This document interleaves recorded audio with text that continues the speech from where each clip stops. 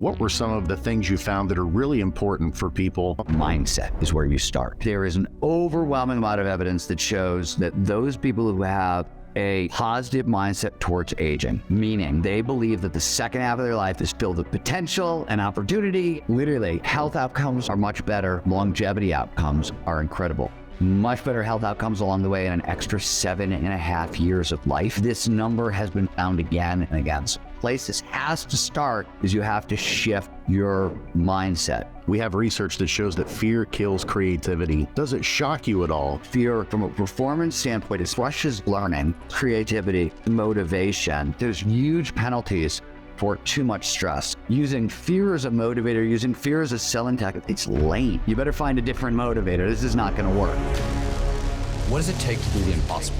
What does it take to level up your game like never before? What does it take for individuals, organizations, for even institutions to achieve paradigm shifting? Nothing is ever the same again, breakthroughs. Our mission is to decode the neurobiology of flow and cognitive peak performance. Access the minds of maverick scientists, groundbreaking innovators, and world-leading experts to understand what it takes to achieve ultimate human performance, so you can feel your best, perform your best, and accomplish your boldest goals. I'm your host, Rian Doris, and together with best-selling author Stephen Kotler, I present to you Flow Research Collective Radio.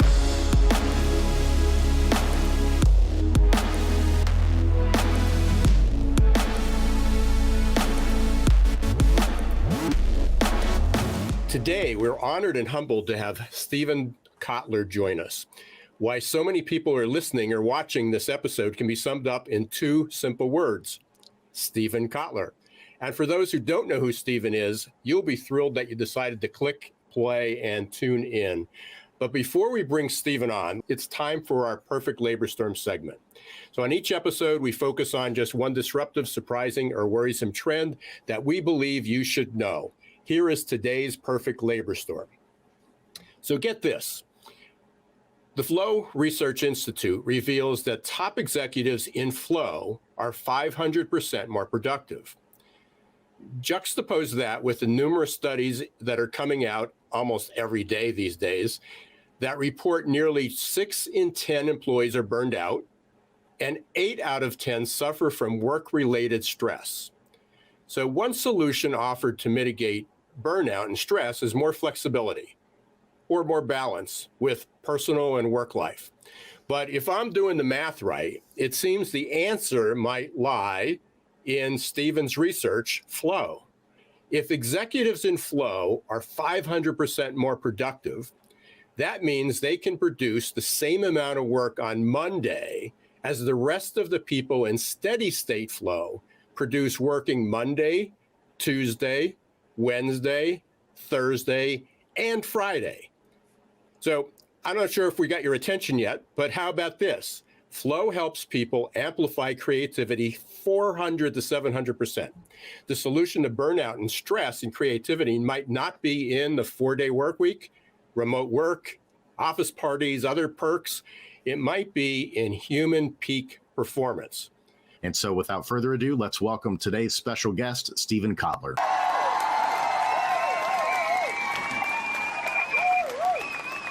Welcome there, Stephen.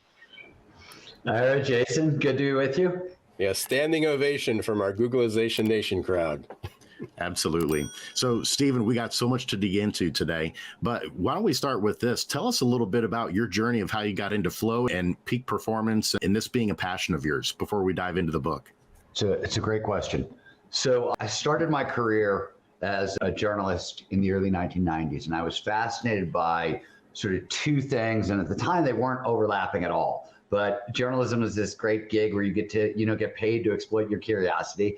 And I was obsessed. I really wanted to understand how do people work, human behavior, how to and performance. But back then it was just human behavior, and it was a great time to be interested in it because neuroscience was starting to tackle these questions. I was always a little suspicious of psychology. It felt too squishy, too subjective, very individual. Things were really indeterminate. Neuroscience turns out to be just the same, but I didn't know that at the time. At the time, I was like, oh, neuroscience is absolute mechanism. It's same in everyone. It's shaped by evolution. So in the 90s, behavioral neuroscience, how do people work, was a thing. It was no longer like this cluster of neurons in this part of the brain does what. It was, hey, how do human emotions work? And how does consciousness work? And how do we make buying decisions? And, you know, all those kinds of questions fascinated me. Simultaneously, totally unrelated, I was obsessed with action sports, surfing, skiing, rock climbing, snowboarding, and the like. And I was living in these communities, taking part in these adventures. And if you know anything about the 1990s and action sports, it's often referred to as the so-called era of impossible, where more impossible feats, things that had never been done before, got done. And what was really amazing, it wasn't just that we were doing the impossible, we were iterating on the impossible. Somebody would go out, they'd do something that nobody ever thought was possible. And then 2 days later, somebody else would do something slightly better or slightly different. And so it was this crazy flowering of human potential, unlike anything that anybody had ever seen. And yet, in these communities, like with these actual athletes, what I was seeing up close did not match anything that was sort of in the peak performance literature. If you read especially going up to like the early 20th century, like peak performers, they have good childhoods. They get, you know, they specialize early, they get coddled a lot, they get treated well, they study well, they come from good families, they have money, they're well fed, et cetera, et cetera, et cetera. And all the folks I was hanging out with, this was a deep punk rock subculture. Everybody I knew came from like a broken home and a shitty childhood. They had no money. They had no education. There was so much risk taking and so much substance abuse. And normally if you put those things together in a community, people die young and go to jail. What they do not do is reinvent what's possible for the human species. So what was happening with the athletes? How was this possible? Became my first question. And neuroscience was the tool I wanted personally to use to address it. And that was sort of where everything started for me. That led to countless articles. I wrote a blog for Psychology Today for a very long time on these ideas. I then turned around and wrote a blog for Forbes for a very long time. You know, Psychology Today was sort of, how does this stuff work? Forbes was, how do we apply it for innovation and entrepreneurship and that sort of stuff? And that led into 7 books at this point, and actual, you know, and then the Flow Research Collective, which is my current organization, is a science and training organization. On the research side, on the science side, we partner with folks at Stanford and UCLA and USC and on and on and on. And we study the neurobiology of peak human performance, what's going on in the brain and the body. We're performing at our best. And then we take that science and we use it to train people. And we work globally in about 130 countries. We work with everybody from members of the US Special Forces and professional athletes to a tremendous amount of C-suite executives and entire companies. We train folks at Facebook, Meta. We train folks at Bain Capital. We train folks at Accenture, San Francisco Police Department, the Air Force, big spectrum. And then we train individuals, soccer moms in Iowa, insurance brokers in Delhi, coders in, you know, Bangkok, take your pick. So the only reason I think you would care about all that bragging is we're data geeks. We measure everything and anything. So we have a really good, wildly diverse, globally accurate picture of what works and what doesn't. But it started with a bunch of action adventure sport athletes doing stuff that nobody thought was possible, and they definitely shouldn't have been doing, and me trying to figure out what the hell was going on. So, Stephen, you talk in your book, your new book's Gnar Country, and it's talking about growing old, staying rad. Okay, so let's first decode what the book is. Let's talk about Gnar, because a lot of our listeners may not be familiar with that. And gnarly, which is where it comes from, is sort of I wouldn't say it's the kindest word that people could call you. And then also staying rad. So kind of decode your title, your book, and then talk about where that evolved from. But fascinating story about, the genesis was the pandemic. Yeah, in a sense. So Gnar Country is a book about growing old and staying rad. It's a book about peak performance aging. And before we get too deep into the weeds, let's just define a couple of terms so people know what we're talking about, because we're going to use them. One, I'm going to say the term peak performance over and over again. And what I mean by peak performance is nothing more or less than just getting our biology to work for us rather than against us. And when you're looking at peak performance, peak human performance, the heart of that biology is a state of consciousness known to researchers as flow. You may call it runner's high or being in the zone or being unconscious. The terms are endless. It is scientifically defined as an optimal state of consciousness where we feel our best and we perform our best. More specifically, it refers to any of those moments of rapt attention and total absorption. It's so focused on what you're doing on the task at hand, everything else just starts to fade away, melt away, and all aspects of performance, mental and physical, go through the roof. And at the start of the show, Ira, you mentioned a couple of things. It's actually not my research that you were talking about. It's the McKinsey Institute, right? The big business consultancy. They did a 10-year study of top executives in flow and discovered that they're on average 500% more productive. But that's just one example. Learning rates, creativity, cooperation, collaboration, empathy, perspective. The list is really quite long, because we're all optimized for flow. We're all optimized to perform at our best. We can all access this state in humans, and it's everything. It's cognitive and physical. So that's definitions out of the way. The book is about peak performance aging. So what happened is, to really sort of long story. I tell this story at sort of at the end of the book, but it's actually the beginning of the book. I was on the phone, my last conversation with Mihai Csikszentmihalyi, the so-called godfather of flow psychology, and brilliant mind, great man, amazing. He passed away during the pandemic, but this is the last phone call we have together. Which was really, really sad because we had just merged with his company. He had a 20-year leadership development company, and we just like merged together, and we're going to do a whole bunch of work together. And he passed away before that could happen. But we were talking about, and I'd asked him a question about action sports, actually. It turns out he was a serious mountaineer and rock climber, and I wanted to know, he had never talked about it publicly. I was like, dude, you got to tell me, how much did your experience as an action sport athlete influence your early research? You climbed a lot of mountains, you did a lot of rock climbing, tell me what's going on. You tell other stories at TED, but like, just give me the truth kind of thing. And there's this long pause. He doesn't say anything, and I'm on the other end, it's like 30 seconds, a minute, 2 minutes. And I'm thinking to myself, oh crap, I just offended Mihai Csikszentmihalyi. Oh shit. And finally he says, well, Stephen, you got to be careful. And I went, oh, what? Huh? I got to be careful. What are you talking? Like, what is this the answer to? And he'd had a stroke, and I was worried he had maybe like lost the plot. And right.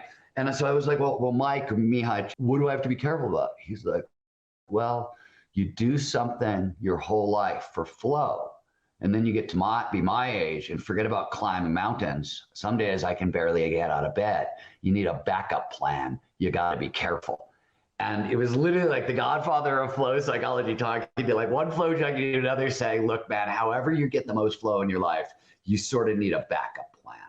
Everything that we're about to talk about started out as, there was 20 years of research into peak performance aging before that, but it was in all these different places. It wasn't really peak performance aging, it was all these. So I've been studying it, but I hadn't thought, oh, I got to put this all together.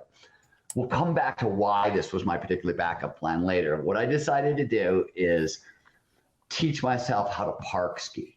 Now, I was 53 years old at the time, and park skiing is the domain in skiing that involves doing tricks off jumps, on rails and boxes. You saw the Olympic, it's Eileen Gu, only with gray hair. It's very, very dangerous. It's very, very acrobatic. And for about 12 different biological reasons that we can get into in a minute, it's considered impossible. Well, very, very difficult if you're over the age of like 30, 35. By 40 or 50, it gets to be downright impossible and outright crazy.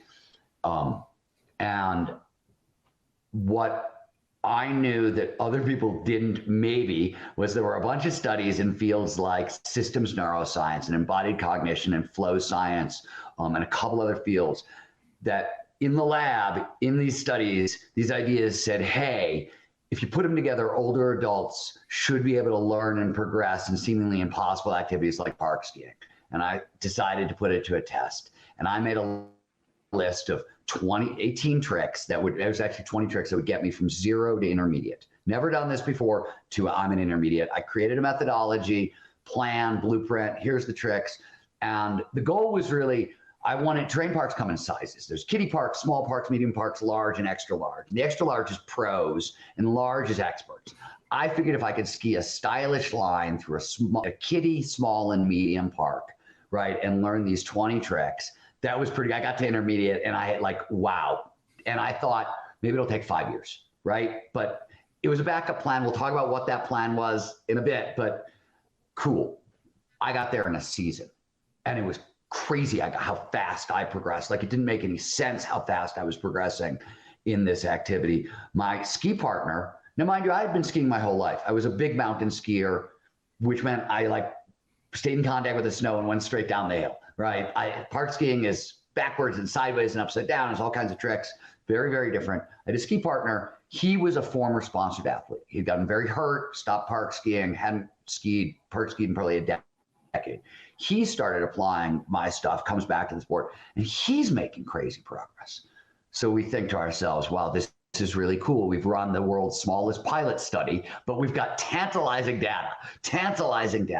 So we then take all these ideas, we assemble a group of 17 older adults, ages 30 to 68, and we, in 4 days, and I can talk about what we did more specifically, we teach them how to park ski. And then we take these same ideas, take it out of park skiing and snowboarding, and just run 500 people through the protocol to see if they can start reinventing what's possible in the second half of their lives, which was what this was all about in the first place, right?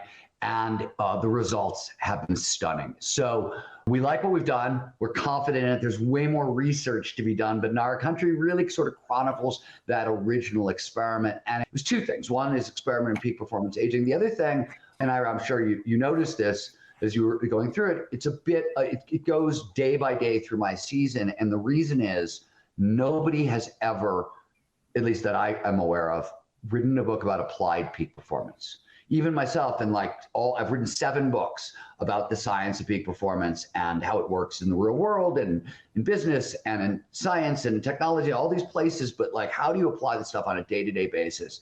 You need to do something like this to show people what it looks like. So it's a book about applied peak performance, and probably the most practical book I've ever written on that subject, coupled to, hey, this is peak performance aging. And the short version about peak performance aging, and then I'll shut up. But one thing I want to get out to sort of sum this up is, since the old idea about aging, which is the traditional idea, what I like to call the long, slow rot theory, it's the idea that our mental skills, our physical skills, they decline over time. There's nothing you can do to stop the slide.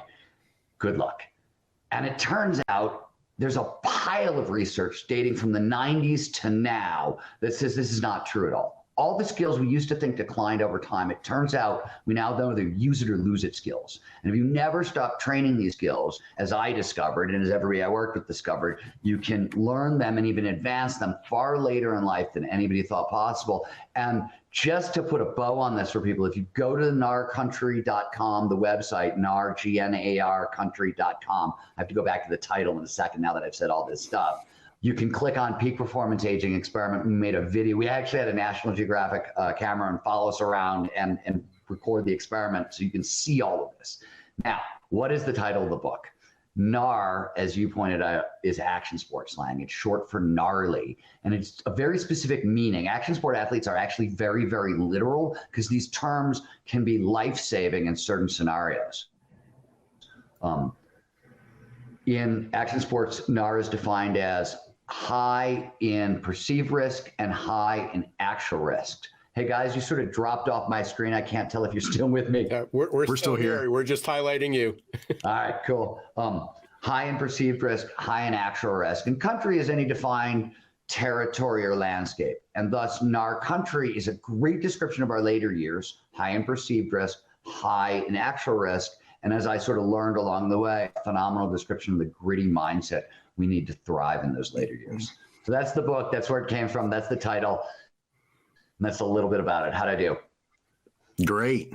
Stephen, as you're describing all of that, I keep thinking you beat Ponce de Leon to finding the fountain of youth, which is awesome. And in thinking about that, you talked a little bit about how in the book you go into detail about kind of what that recipe is of how you get people to peak perform later on in the back half of their life. Can you share, maybe not all of the trade secrets, but what were some of the things you found that are really important for people right now in their minds that are thinking, hey, I'm in my 40s, 50s, or 60s. I've always thought about doing fill in the blank, whatever it is, but I'm too old. Where did they start in terms of doing something new? Let me tell you one bit of good news, and then let me tell you the bad news about the good news as a way to answer your question. That's in terms of where we start, just because it's surprising. The answer here is surprising. So it turns out, and this was predominantly the foundation work of Gene Cohn, who is often talked about as the godfather of peak performance aging. He is the first director of the National Institute on Aging. He's run a number of the biggest studies ever on aging, and he discovered something shocking, revolutionary, and really important, which is rather than like a long, slow decline in our brain, as we enter our 50s, because of certain shifts in brain function and certain genetic things, et cetera, we gain access to legitimate cognitive superpowers. So one of the reasons I was able to learn so quickly is in our 50s, intelligence soars, and really like abstract reasoning, problem solving, really difficult to access portions of intelligence soar because of neurobiological changes. Same thing happens to creativity. Creativity soars, and including divergent thinking, right? Thinking outside the box, the hardest, most difficult to train aspect of creativity, and really at the heart of innovation, right? We want to keep pace in an accelerated society in our businesses. This kind of creativity and innovation problem solving you really need. We also see, and HR is going to love this, expansions in empathy and wisdom. Both happen naturally in our 50s. And when I use the term wisdom, wisdom is an actual defined neurobiological trait. It's about 12 different structures of the brain working together. I'll talk a lot about expertise and wisdom. Expertise is all the stuff you learn consciously. Right? I'm reading a book about Ponce de Leon. I'm learning about the Fountain of Youth. Wisdom is all the stuff I'm learning unconsciously. So Jason and I are interacting for the very first time, and we're picking up subtle non-conscious signals. Oh, he's friendly. Oh, he doesn't like this topic. Oh, all that stuff. That's wisdom. And they're stored in different areas of the brain. Peak performance aging allows us to gain access to new levels of empathy and perspective taking and wisdom second half of our lives. Now, here's the bad news, and here's the answer to your question. So where do you want to start? Here's something really cool. Peak performance aging starts young, one. And I'm going to tell you something else that's really, really cool. Most of the giant big levers that people reach for when they think about peak performance aging, they're going to mess with their diet, maybe.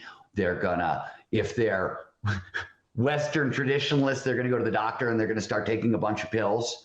If they're a little funkier, they're going to go to their functional med doc and start taking a bunch of supplements, right? And this is sort of and they're going to start getting more exercise. And it's probably going to be aerobic exercise. Chances are they're going to go run on a treadmill or like this is what most people do when they want to like get better. And it turns out not only does peak performance aging start young, but the biggest levers that are available to you are cognitive levers, psychological levers, and lifestyle changes. And peak performance aging starts in our 20s, because if you want access to the so-called superpowers of aging, you have to pass through what psychologists call moderators, if-then condition, gateways of development. By age 30, you have to have solved the crisis of identity. You got to know who you are in the world by around 30.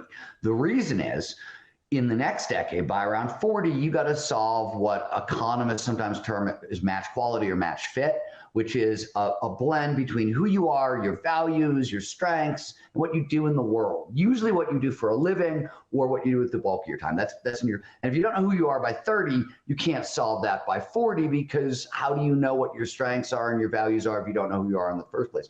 In your 50s, you have to forgive yourself and all those who have done you harm, or it gets in the way of the empathy and the wisdom that is supposed to be unlocked. And finally, if you really want access to all those superpowers, you need to be creative in your 50s. Creativity and the act of thinking creatively actually is what really unlocks a lot of those superpowers. And if you want to hang on to those superpowers for the rest of your life and for them to really matter, two other things come into play afterwards. You have to train against physical fragility, right? There are a lot of things that will start to decline. That's automatic.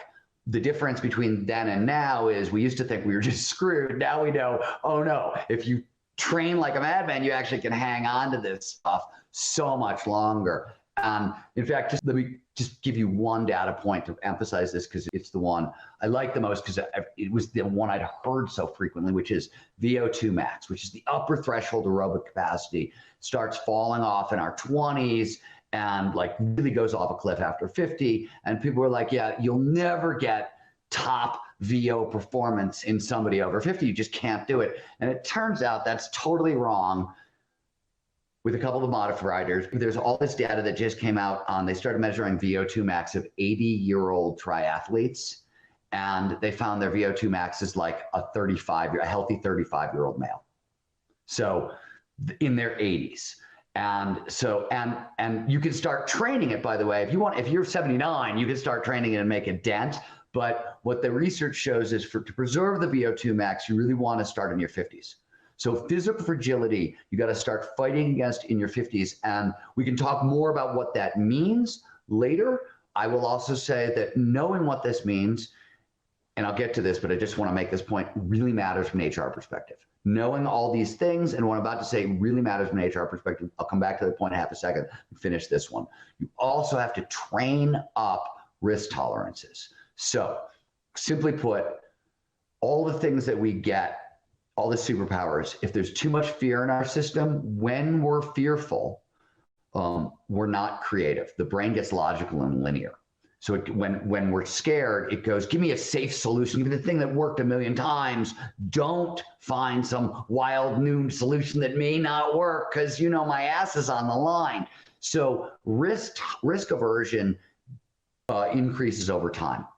There are certain categories where this is not true. Social risk actually doesn't, because by the time we're 50, we just don't care what other people think. So we'll go up and introduce ourselves to strangers, no problem. And if you work in markets and understand money, financial risk doesn't decline. If you don't, you're saving for retirement and you get more financially conservative. But if you know what you're doing, that increases. But all the other categories decrease. You have to fight risk aversion. You have to train up openness to experience and a bunch of other things to preserve all of these superpowers. Now, the final thing I want to go back to the HR point and why I think all this matters, especially on your show. I have spent years, decades at this point, talking to CEOs about flow, peak performance, their companies, their organizations, and we spend, I got to say, at least 50% of every conversation I've ever had has been on hiring and training, which seem to drive more CEOs crazy than almost anything I know. And as a CEO, I totally emphasize, or not as an executive director, I have a different CEO now, former CEO, now executive director. My point is that in talking to CEOs about business in the 21st century, I always hear two things. I hear, God, I want creative employees, innovative employees, because I want to keep pace with the rate of change and competition's kicking my butt. And how do we do that? And the other thing that I hear is I need empathetic employees. And I need empathetic employees from a psychological safety. I want to build great teams. They got to function well together. Teams are at the heart of great businesses. Without psychological safety, without empathy, you can't do it. And then the mantra of 21st century business over and over and over again is customer-centric thinking. And how can you think like your customers without empathy? My point is, well-trained over 50-year-olds are the ideal workforce of the 21st century. We are literally, HR departments are literally laying off right now in droves for really stupid ideas everybody they actually need to thrive in the 21st century. But it's not indiscriminate 50-year-olds that you want to be hiring. You need 50-year-olds who actually have solved the crisis of identity, match fit, forgiveness, have trained up creativity, have trained down physical fragility, and trained down risk aversion. And if you get that right, you're talking about a business, an HR business revolution in terms of who we're hiring and who we need going forward in the 21st century. So I'm really excited to talk to you guys about it, because this is I make this point at the very end of the book, right? Almost the last, I think, 3 pages from the ending. But it was, in a sense, one of those things. This is also sort of like, I knew this before Chick sent me, and I had this conversation. So it was one of the things I went, oh shit, this might be possible because of these superpowers of aging. Maybe this will actually work. And if it does work, what does it mean for HR? So those are all the big picture, but You asked a second question, and if I'm talking too much and you want to ask another question, tell me to shut up. If not, I'm going to make one more point. All right, one more point. You asked where to start. And where to start is actually very simple because the data is overwhelming and it's surprising. Mindset is where you start. So there is an overwhelming amount of evidence that shows that those people who have a positive mindset towards aging, meaning they believe that the second half of their life is filled with potential and opportunity and it could be exciting, literally, health outcomes are much better. Longevity outcomes are incredible. There've been tons of studies because this work dates back to Ellen Langer's lab at Harvard in the 70s and goes from there. But one of the most famous studies, the Ohio longitudinal study of aging and retirement. It's a 20-year study, 75 to 95, of the impact of mindset on aging and longevity. Much better health outcomes along the way and an extra 7.5 years of life. And this number has been found again and again and again. So the place this has to start is you have to shift your mindset. And I can talk a little bit more if you want about where mindset comes from, but we'll stop there for now. And I've given you a boatload of information, but these are all some of the biggest levers along the way. And none of them are the things you think about when you think about successful aging and peak performance aging, right? Everything I just said, you're like, really? This is successful aging? But yeah, it's exactly how our neurobiology is designed to work. And Steven, there's so much there that's absolutely fascinating. The one I'd like to ask a follow-up question on is you mentioned that we have research that shows that fear kills creativity. Does it shock you at all? We're still living in a time where we're seeing many top-level executives that are getting front page of the media, it seems like every day, that are using fear tactics with people in terms of trying to increase productivity and efficiency. Yeah, so fear is an awesome motivator if you're a peak performer. The peak performers I know, the best of the best, love fear as a motivator because fear is good because it gives you focus for free. Anything that gives you focus for free is amazing because it's the largest burden on the brain. Brain's an energy hog. It's 2% of our body weight, uses 25% of our energy at rest. What's the thing the brain burns most of its energy doing? Paying attention, focusing. Anything that gives you focus for free, be it intrinsic motivators, curiosity, passion, purpose, right? Focus for free on all those things, or fear, all very beneficial. The difference is peak performers have more experience playing with fear, right? You can train yourself up to get really good at it. And for peak performers, when I'm starting to write a book, I'll always say, well, where's the largest challenge? What really scares me? I want to go in that direction. But I've written 14 books and 12 of them have been bestsellers. So I've got some confidence here that I know what I'm doing and I can rise to the challenge. So great, it's a super motivator for me. But if you're not good at dealing with fear, you've got massive problems. Fear, from a performance standpoint, is not just creativity. It crushes learning, crushes creativity, crushes motivation. In fact, back to an HR topic, I always, when we hire at the Flow Research Collective, everybody on my staff knows this. I always tell people, you are hiring two employees. You are hiring that person when things are going well, and you are hiring that person when they're scared. And if you work in a entrepreneurial business of any kind, something that moves fast, where shit goes wrong, you got to pay attention to that. A little bit of norepinephrine, which is the chemicals underneath fear, are norepinephrine, which is a neurochemical, and cortisol, which is a hormone. First of all, they're horrible for your system in large amounts. A little bit is great, it primes learning, but there's a sweet spot. Too much completely blocks learning, destroys creativity. In fact, the part of our brain that makes decisions about, am I going to search for a logical answer or am I going to search for a creative answer, to the anterior cingulate cortex, and how much norepinephrine is in that part of the brain is what determines what it does. So it goes on and on and on, but there's huge penalties for too much stress. Using fear as a motivator, using fear as a selling tactic, first of all, it's lame. Most of us know this is being done to us at this point, really well aware of it. And so most people, you've lost me entirely. Like if I see you using fear as an anything, I'm out. I'm done. I don't want anything to do with you. It's an end of our relationship kind of thing. don't. It's cheap marketing. It's cheap attention gathering. It doesn't work in the long haul because it burns people out.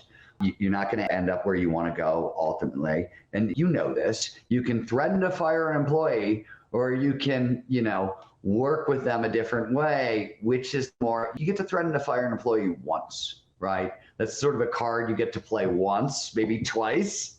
But like after that, like you're done. You better find a different motivator. This is not going to work. So, Stephen, we got to take a quick break, but it's amazing. This has just gone incredibly fast. But the one thing is, you may not know this about me. I've been described as a millennial in a baby boomer body. I can tell you from the physical fragility that you talked about, that sometimes tying my shoe or picking something up from the floor is an Olympic event to go through that as the baby boomer body. But as the mind, I mean, I just sold second business, starting a new one. People were talking about, when am I going to retire? When am I going to slow down? And Jason knows this, and most of the audience knows this, if anybody knows me. It's that my mind is still thinking as a 20 or 30-year-old. How old are you? I'll be 72. I bet this isn't the work I do, but I'm happy to make recommendations. Get you the right kind of physical training. You could reboot functional fitness really easily.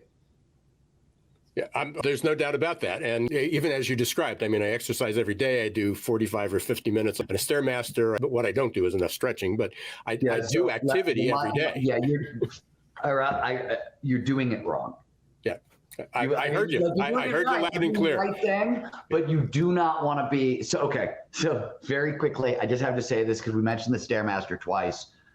One of the reasons action sports in our country action sports in general are so great as a peak performance aging tool. If you want to preserve brain function late in life, right? Stave off cognitive decline, stave off dementia, Alzheimer's, right?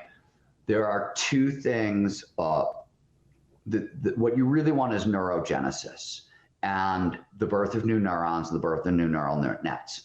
Where does most of the adult neurogenesis take place? In a part of the brain known as the hippocampus. It does long-term memory, but it also does a very specific thing. It does location, place, grid cells, space cells. This is what's in the hippocampus. Why? Because when we evolved, it really mattered. Remember where you were when something important happened.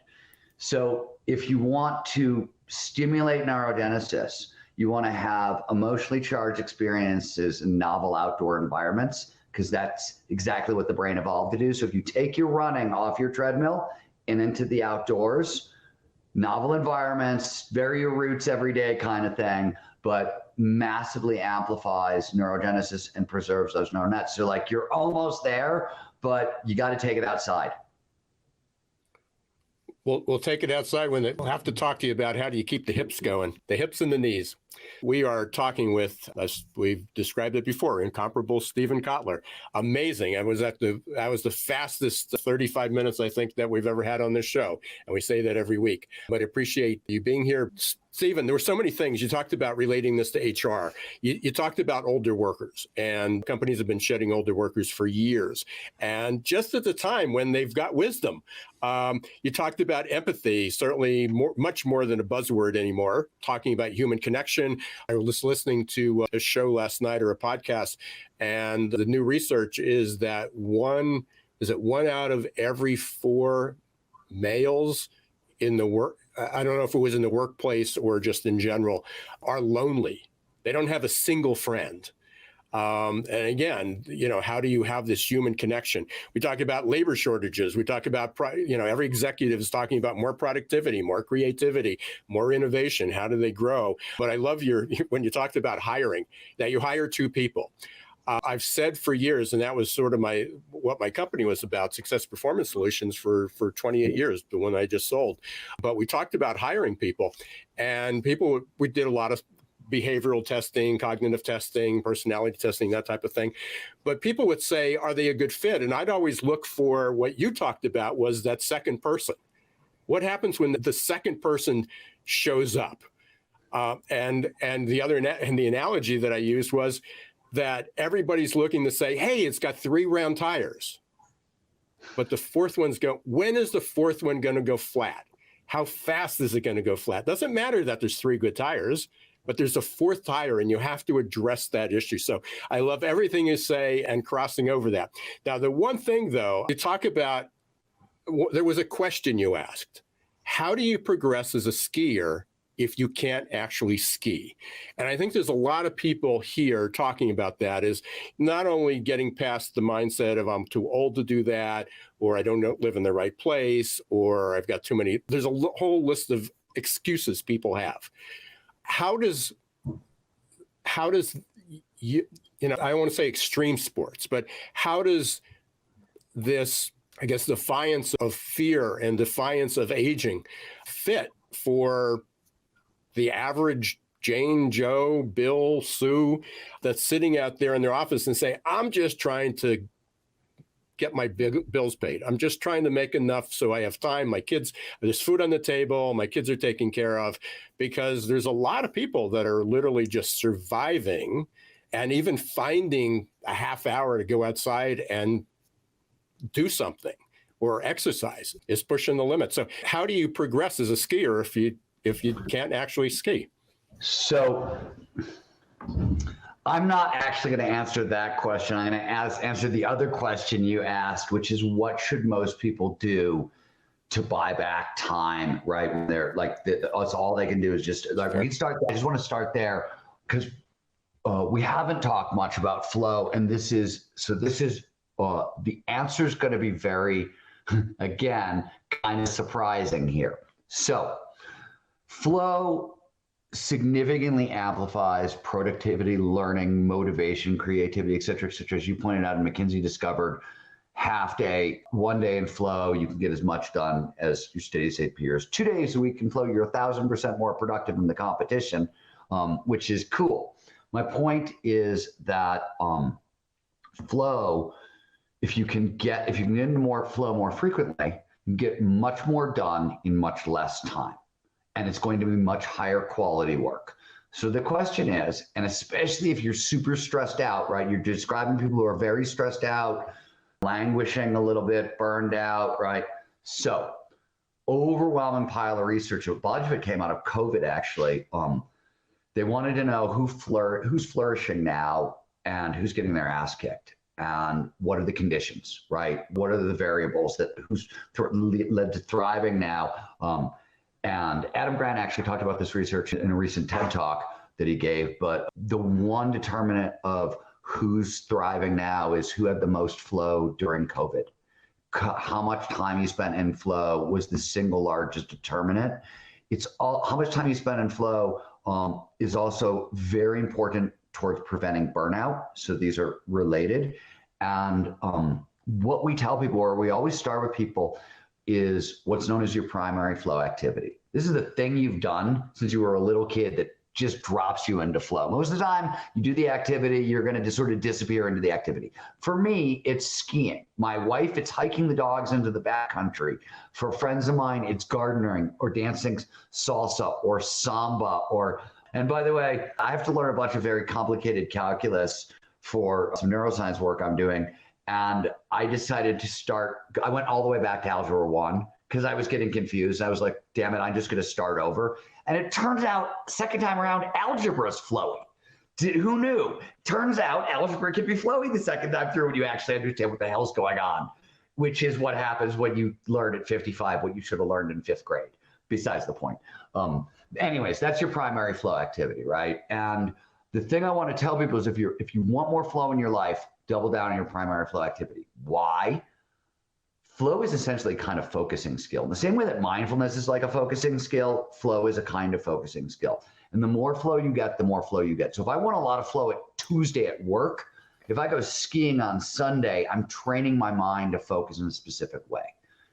Bonus, when we drop into flow, the heightened productivity, the heightened motivation and the heightened creativity outlast the flow state by a day, maybe 2. Creativity, that's this Teresa Mabiel's work at Harvard. She's the one who figured out that creativity outlasts the flow state by a couple of days. And finally, and maybe most importantly, for peak performance aging and for just general peak performance, and we talked about it earlier, so I want to come back to it. When we move into flow, there's a one of the things that happens neurobiologically is we get a global release of nitrous oxide. It's a gas signaling molecule. It's everywhere in the body. If you've ever worked out at the gym, right, about 20 minutes in, it gets quiet upstairs and your lungs open up, that's nitrous oxide. What that's doing is pushing stress hormones out of your system.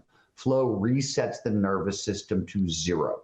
So it calms you down. So this is huge, especially today, especially if we're burned out.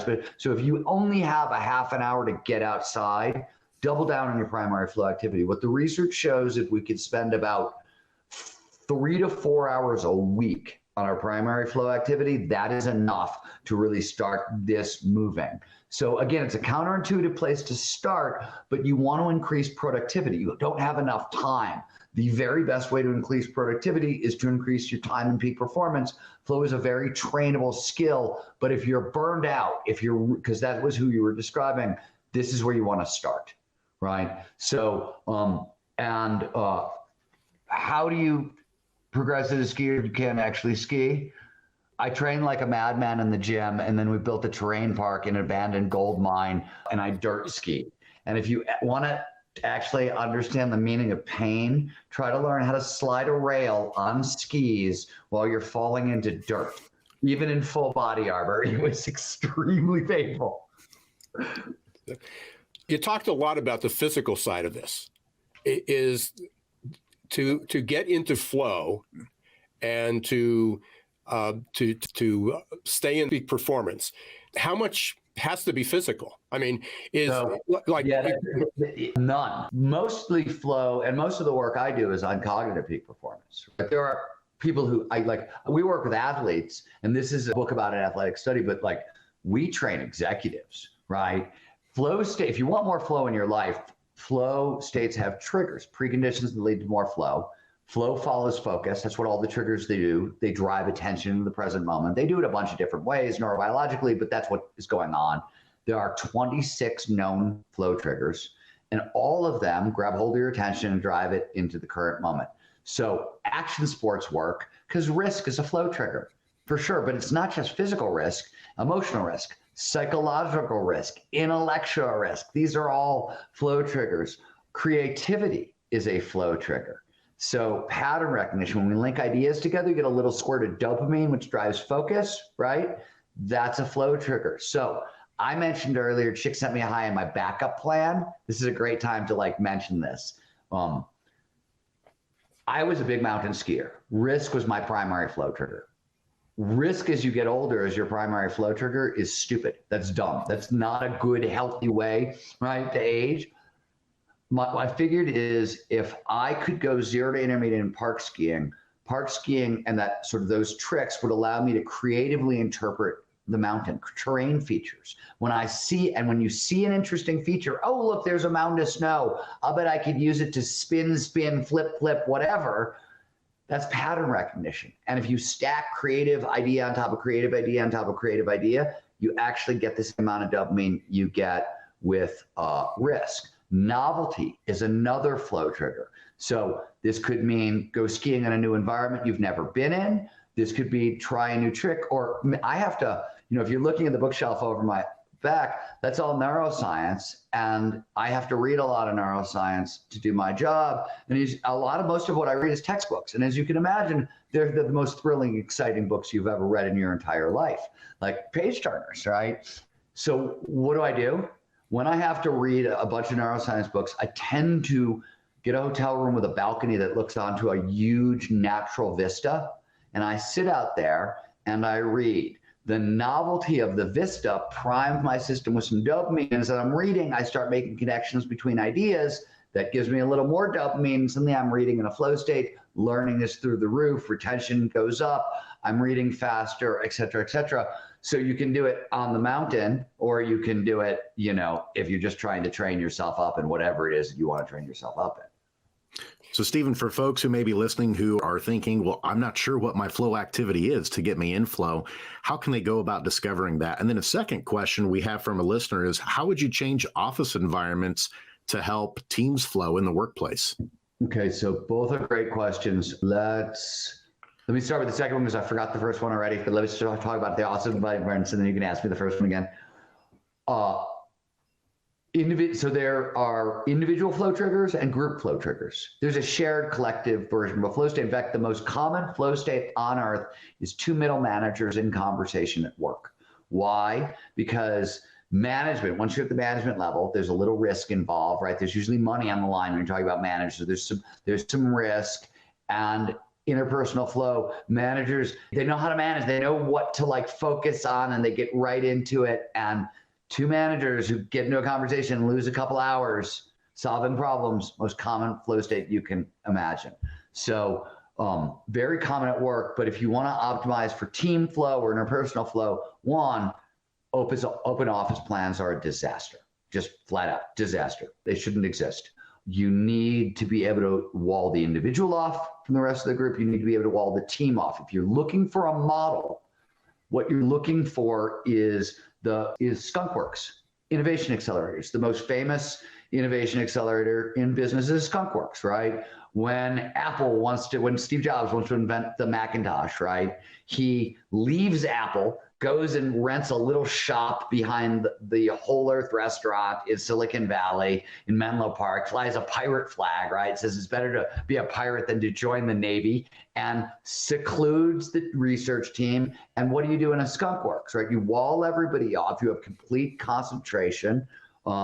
No idea, too wild, too weird. So everybody's encouraged to take huge risks. And feedback is another flow trigger. You have very fast development cycles. The Skunkworks process is essentially an agile computing process, right? Fast feedback loops, rapid experimentation, run lots of little experiments. These are all flow triggers. They're all driving attention into the now, but walling the team off from the rest of company is really key, walling yourself off. So when I work with organizations, I'm going to swear on your podcast, the first thing I say is, if you can't hang a sign at your door that says "fuck off, I'm flowing," you can't do this work. Forget about it. It's done. What does this mean in this new kind of multi-tier? I'm working at home, I'm working in the office, this kind of environment. Two things. One, practice distraction management. If you're working alone, or even if you're working in an office environment, like email, cell phones, smartphones, messages, all of it, turn it off. Complete concentration is needed for flow. It's a flow trigger, right? That's why open office plans suck. In fact, really great work done on coders that shows that coders in flow, and coders need flow to do their job. If they get knocked out by a distraction, a knock at the door, it can take 15 minutes to get back into flow if they can at all. So there's a big cost to the distractions. If you're working at home, this also doesn't just mean shut off your cell phone and all that stuff. It means have your conversations. Talk to your wife, talk to your kids, talk to your boss, talk to your coworkers. Hey, if you leave me alone now, and research shows that 90-minute blocks actually work best for uninterrupted concentration. We can come back to why in a second. But if you leave me alone for 90 minutes, I'm going to get more done productivity-wise because I'll be in flow. You can have more of me later. You get more of me, I'm going to get time back, but you have to respect that. So first and foremost, open office plans are a disaster, and you have to understand how flow works, and the complete concentration is at the heart of it. I will say on the team thing, there is something you actually need before that, which is when they study team flow, you need everybody bought in on the same goal. And it's got to be a goal that all the members of the team want to achieve, but nobody can achieve alone.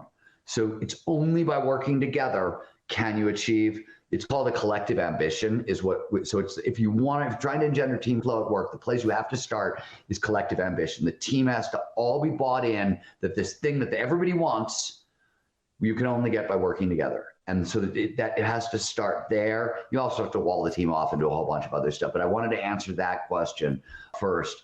I'm passionate about it, as you can see. Absolutely. Well, what I heard from that, Stephen, is I'm going to tell my wife and kids, hey, Stephen said today, y'all need to leave me alone so I can get my stuff done today. Exactly. Just kidding, honey. I know she's watching. But the other question, Stephen, wanted to ask you was, there's probably several people listening who this may be the first time they're hearing about flow, and they're wondering, I'm not sure I know what my flow state is or what my flow activity is. How do they discover that? So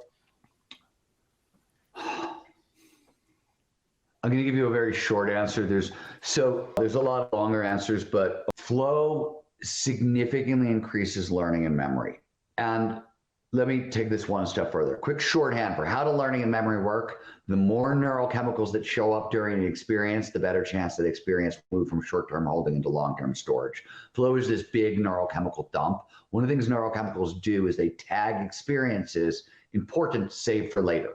So flow is this big neurochemical dump, a lot of neurochemistry, a lot of learning and memory. As a result, if I ask you to think back about your positive memories, go like 5 years at a time and think about your most positive memories. Some of them are going to be anchored to, dates. This was my birthday, or this was our anniversary, or this was, this was my first date, my wife, those kinds of things. Once you get beyond those, chances are they're all flow states. And what you got to start asking yourself is, what do they have in common, right? When I was a little kid and getting into flow, were you alone or were you with other people? Are you wired for individual flow or are you wired for group flow? Ask yourself, was this a hand-eye coordination thing? Was it an intellectual test? Just interrogate your own experience, and that's how you center in on it. And that's usually the easiest way. We could go into a lot more detail or whatever, but that's usually the simplest place to start. I have one additional question, Stephen. Then you've been very generous with your time and this whole conversation. We're talking about when we were talking about the change of the environment, of having the skunk works, of having, taking your teams and putting them in a non-distracted area or room or building or separate or however you do that. How does that fit into the whole conversation now about remote work? Where does flow fit into the remote work environment? Is it even possible to have? Yeah, it's totally possible. So there's all kinds of studies. So if you're going to dive into the literature, you're going to hear the term presence. So if you're going into literature and you're looking for like flow on Zoom or flow on the internet and in media, in those studies, they use the term presence. It means roughly the same thing. But so you can have very flowy remote work conversations, but so group flow states, team flow states, they all have triggers. Some of this work, one of them is close listening. Close listening means I'm paying attention to you. I'm not thinking about the cool thing I'm going to say next, or, hey, did he just insult me? Is that a secret dick, right? I'm not dwelling in the past. I'm listening to you. And this is so much more important Zoom-wise, right? Because close listening means I'm probably looking at the camera a little bit and not just you, so I'm making eye contact, right? You're doing all that stuff. If you can get it right, you can get flowy on Zoom call, but there's less margin for error, I think, because of how it works. But I also think a lot of the other distractions that you normally get in an office environment go away. I'm not a fan of office environments. I think they hinder a lot of productivity as a general rule. My company, I've got about 100 people who work for me. We've never had an office. We're all over the globe. We don't have an office. I don't want an office. We get together when we need to get together, but I'm a big believer that very little gets done with more than 3 people in a meeting. And so I try to have very few people in meetings, and I try to keep everything like very brief and focused in that way. But you definitely can, it's harder, but you can do it. The upside is that you have so much more control over your time working from home and how you choose to work. It's much easier to achieve peak performance. There are certain things that, obviously are difficult. And if you are an extrovert, it's going to be more problematic, right? If you're an introvert, it's a dream. If you're an extrovert, what I'm saying is going to be a little more problematic, and you definitely need that social bonding neurochemistry. So if you can't get it at work, you got to get it elsewhere, right? So for every manager and leader and executive out there who said, we're going to have more flow, so everybody has to come back into the office, that's not what you're saying. There are certain companies that are really, really flowy and can do that work. I don't think it's a deal breaker. Now, I do think there are, and I think more research needs to be done. Sales teams do really well when they meet.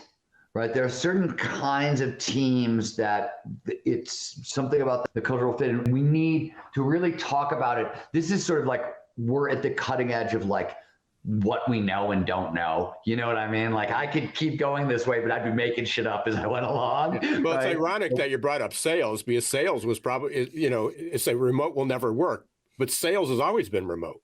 People Sales are always out. Sales itself is remote. What I have discovered is that salespeople tend to be so gregarious, such extroverted people, and sales is so high pressure, high risk that their need for companionship, because it gives them safety and security at a way that they can't seem to get elsewhere. So that's about it. It's a slightly different thing, and it's not about what, you know what I mean, what people think it is. And let me put it in a slightly different context for you. So one of the reasons social support is really important for peak performance aging and performance in general is, and this is key for sales, is every time you encounter a situation, your brain has to decide, is it a threat or is it a challenge, right? Either or.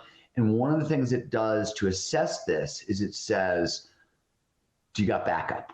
Are there people who love you? Are there people who got your back? Right? And if the answer is no, oh shit, this is a threat. And then you'll meet that threat with a tremendous amount of energy. So this actually ends up draining a lot of energy, and it's a real drain on performance.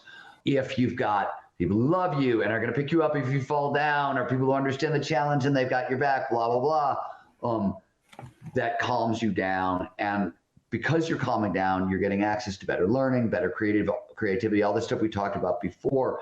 And so my suspicion is with salespeople, their jobs are so stressful and so scary that as a general rule, they need to be around each other because it does that. It calms them down a little bit. So like, that's what, you know, again, not like, that's not the reason most business people would tell you sales teams need to get together, right? That's not what you would actually hear. That's not standard business advice, but it's one of the reasons I like neurobiology so much. It's mechanism, it's how we work, and you're sort of getting under that squishy individual stuff. We need to start wrapping up, Stephen. We want to make sure we get the lightning round, but there's always one question we close with. It's, what should we have asked you, but that we didn't?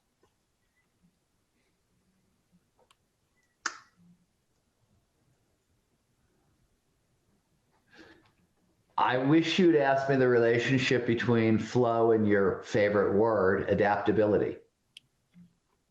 Well, there we go. What's the relationship between flow and adaptability? All right, I'm so glad you asked. So this is also essentially why one of the other reasons I'm in the world of peak performance aging. Mihai Csikszentmihalyi, the godfather of flow psychology, wrote a bunch of books on flow, wrote a couple of books on creativity, wrote a ton of books on adult development. Why? Flow actually sits at the heart of, it's the major engine of adult development. What does that mean? I said earlier, and then we're going to get back to adaptability, which was the core of the question that you asked me.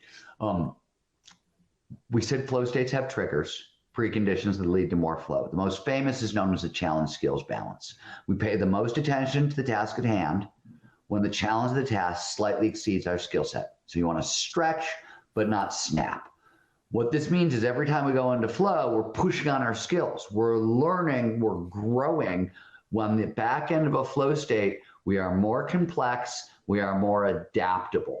This is actually how we grow as humans. This is the engine of adult development. This is how we grow up. And it is also how we become more complex, more adaptable, more wise. So a lot of this stuff you guys are aiming at, flow sits at the heart of, because this is biologically how we do it. To put it slightly, last statement, from an evolutionary perspective, one of the theories about flow and what it does is it's a signal of mastery. When we get into a flow state when doing an activity, it's a signal that we've actually mastered that activity, which if you're a hunter-gatherer trying to figure out, like, did I learn how to fight with a spear before I go on my first tiger hunt? It's a good thing to know. Like, you want to know, right? Like, you want to be really sure. So anyways, that's the question I wish you asked me, and I hope the answer was good. Absolutely, Stephen. And we can't believe we're coming up to the end of the show. You've been so gracious. And I can't help but think, Stephen, that this whole time you've shown us what being in flow is, because the amount that you covered today and enlightening all of us on peak performance has been simply fantastic. Love it. Perfect. Absolutely love it. Well, the name of the book is Gnar Country. Everybody love it. And again, that's gnarcountry.com, GNAR country.com. Stephen, any other places where folks can get in touch with you and learn more about your work that you'd like to share?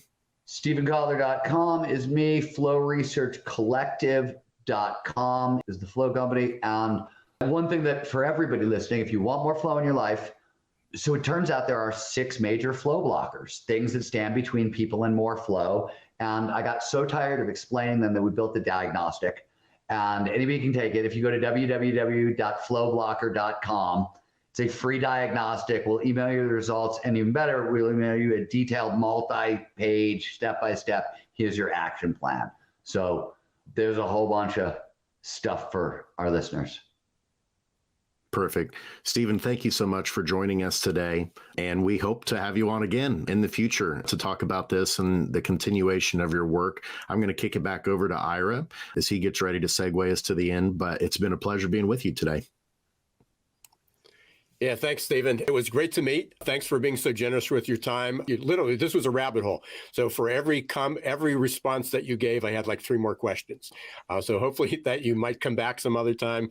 More than happy to. Or I'll be sending these to you. And there was a number of questions from some of our listeners as well. So I'm going to ship those over to you. Hopefully we can get some responses for them too. Thank you, gentlemen. It was a pleasure hanging out with you. I appreciate your interest in my work. Okay. Thank you, Stephen. Appreciate it. If what you've heard on Flow Research Collective Radio has been helpful, please consider doing us a solid and leaving us a review on Apple Podcasts, Spotify, or wherever you are listening to this. Reviews help us connect to a wider audience so we can get these peak performance principles out to more people.